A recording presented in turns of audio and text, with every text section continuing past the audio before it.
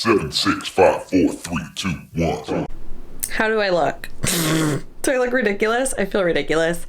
Hi, gang! It's week 3. It's well, today's Monday. I almost said October. It's not October 8th. Could you imagine if it was? That'd be nuts. It's July 8th. Today's July 8th, week 3.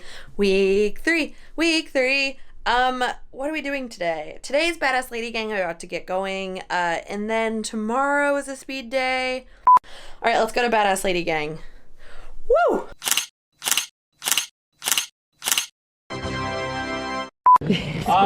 Great to see you guys. Thank you for coming out for our first Project Moonshot NYC 3.0 speed run tonight. Yay. We're back. The band's back together. I put us in the wrong pace group. Well, that was 90 seconds. 30 seconds. No, I'm just kidding. I would dare to say easy. Don't speak those words too soon. Just saying. Having too hard. What was that for? That was for. Done. That was easy. I'm really curious to see what our times look like because that was just madness.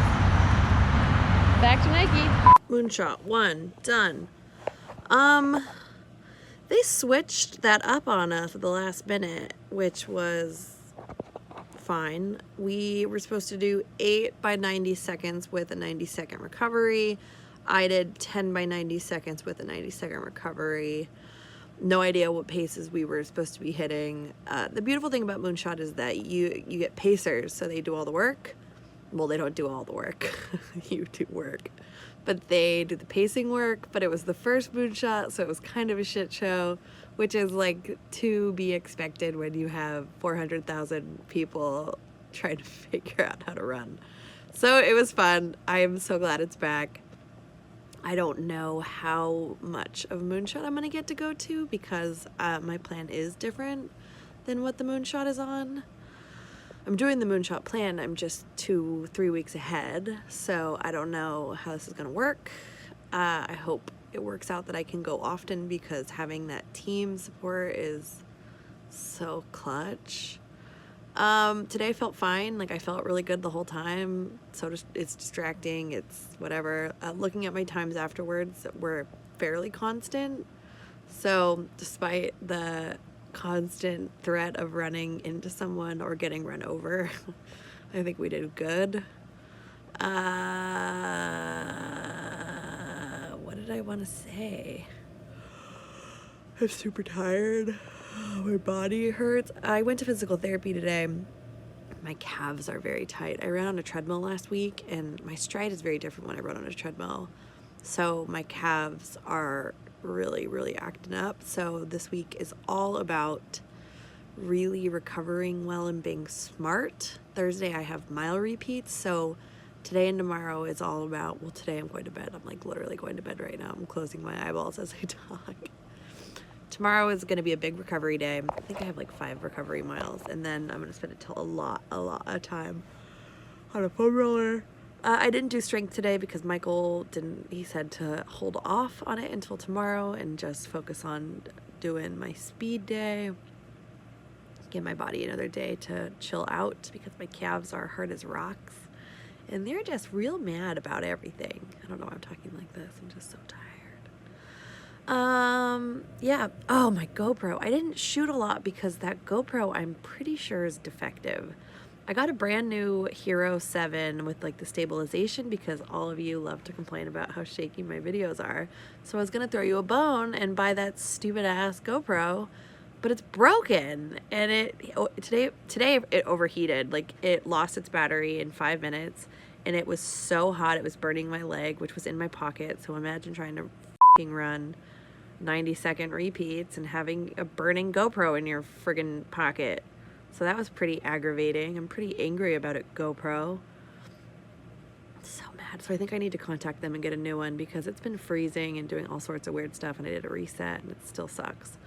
So I need to contact them and get a new one. So until then, you're getting shaky footage. All right, that's all I need to go to bed. Tuesday, check. Tomorrow is the ticker tape parade for the Women's Cup, Women's World Cup, which is gonna be so much fun. It's so much fun to go see them all and cheer for them because that was so much fun to watch them win. They're such badasses. So I need to go to bed. That's all.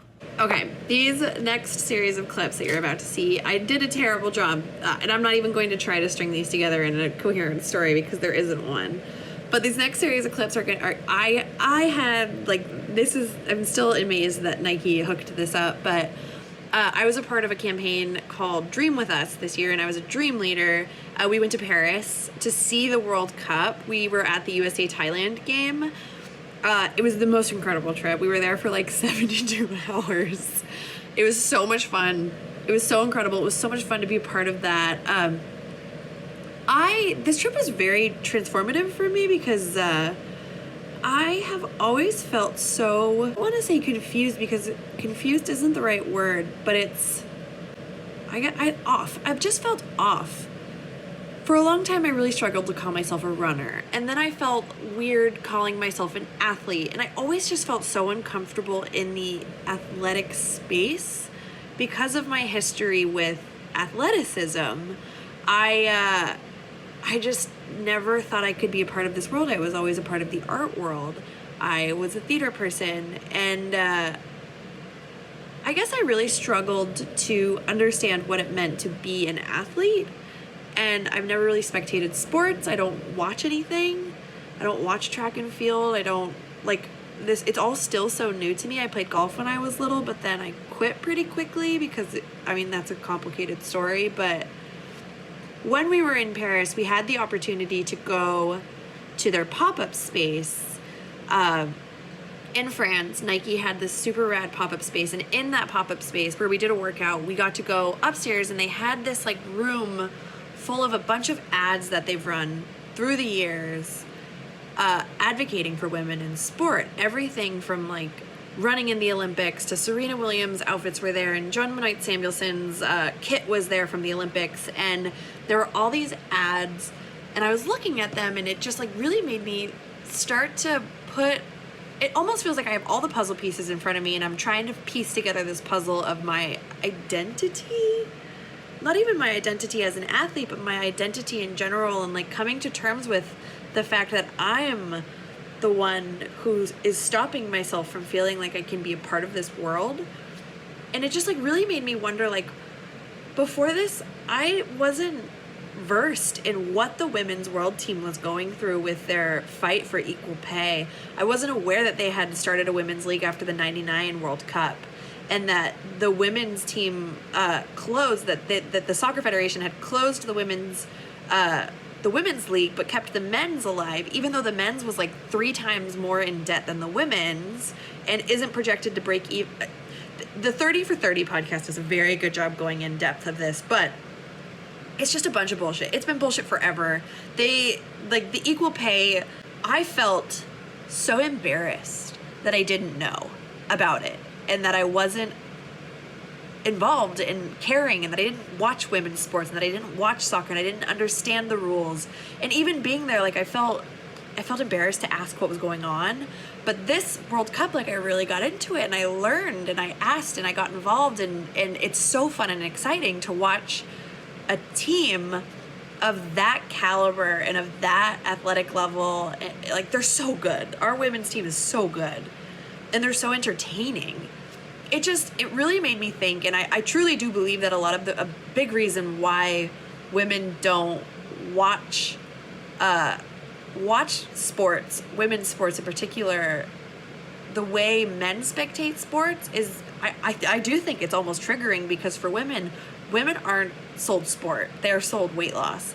You work out and your fitness is directly correlated to your weight and being smaller, because that's just what we as women are sold. And I'll do something on this later. I don't want to spend too much time on this, but I did not go into the Dream With Us campaign expecting for my world to be, like, flipped upside down. But, like, something that the women's soccer team really helped me find was that it's okay to feel like an outsider as long as you approach it with curiosity And as long as you're willing and able to say like, I love this and I'm okay loving this, I can love this and also this, you know, like, I don't know, a part of me always feels weird talking about how much I love sport, because I feel like I'm cheating on arts, if that makes any sense. And it sounds so stupid to say out loud, but it is how I feel. But running really did save my life, and it changed my life the same way that theater did.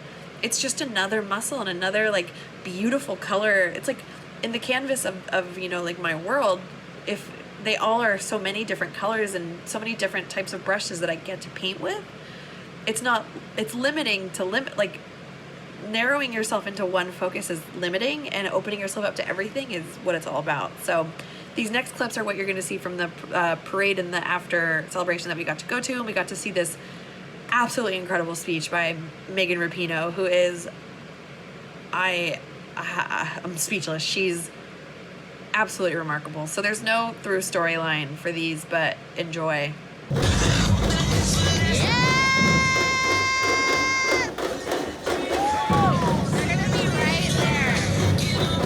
Gentlemen, at this time, please take your seats. Our program will begin in a few minutes. Than any country in the world. Handle the same as the men! Do better! And we will continue to invest. Equal pay! Equal pay! Equal pay! Equal pay! Equal pay! Equal pay!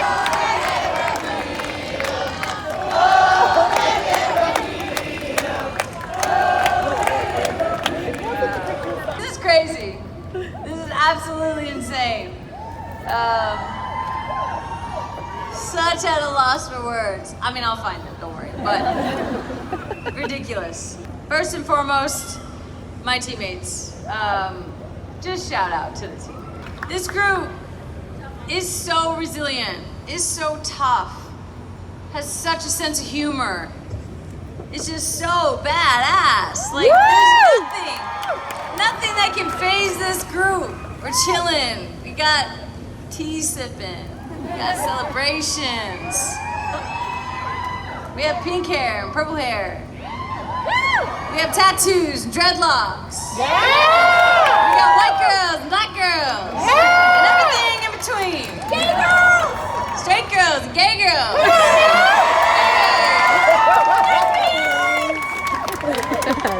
I couldn't be more proud to be a co-captain with Carly and Alex with this team. It's my absolute honor to lead this team out on the field.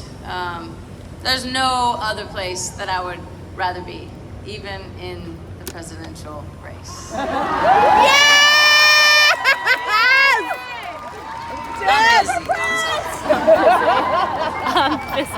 To the Federation, Carlos, thank you. You were incredible this World Cup. I know that you got a little stick when you were up here. Couple chants. I think that's a sign of affection though, right? Like, everybody gets booed. Everybody in the position of power gets booed. I'm gonna steal my neck out there a little bit. I'm gonna endorse Carlos. I think he's with us. I think he's on the right side of things. I think he's gonna make things right. You better. We're gonna find you. He's proven every day since he's been in office for us that he's with us. We look forward to holding those feet to the fire. I think I'll just end with this. This is my charge to everyone. We have to be better. We have to love more, hate less. We gotta listen more and talk less. We gotta know that this is everybody's responsibility. Every single person here. Every single person who's not here. Every single person who doesn't want to be here. Every single person who agrees and doesn't agree. It's our responsibility to make this world a better place. I think this team does an incredible job of taking that on our shoulders and understanding the position that we have and the platform that we have within this world. Yes, we play sports. Yes, we play soccer. Yes, we're female athletes, but we're so much more than that. You're so much more than that. You're more than a fan. You're more than someone who just supports sports. You're more than someone who tunes in every 4 years. You're someone who walks these streets every single day. You interact with your community every single day. How do you make your community better? How do you make the people around you better? Your family, your closest friends, the 10 closest people to you, the 20 closest people to you, the most 100 closest people to you. It's every single person's responsibility. There's been so much contention in these last years. I've been a victim of that. I've been a perpetrator of that. With our fight with the Federation, sorry for some of the things I said. Not all of the things. But it's time to come together. This conversation is at the next step. We have to collaborate. It takes everybody. This is my charge to everybody. Do what you can. Do what you have to do. Step outside yourself. Be more, be better, be bigger than you've ever been before. If this team is any representation of what you can be when you do that, please take this as an example. This group is incredible. We took so much on our shoulders to be here today, to celebrate with you today. And we did it with a smile. So do the same for us. Please.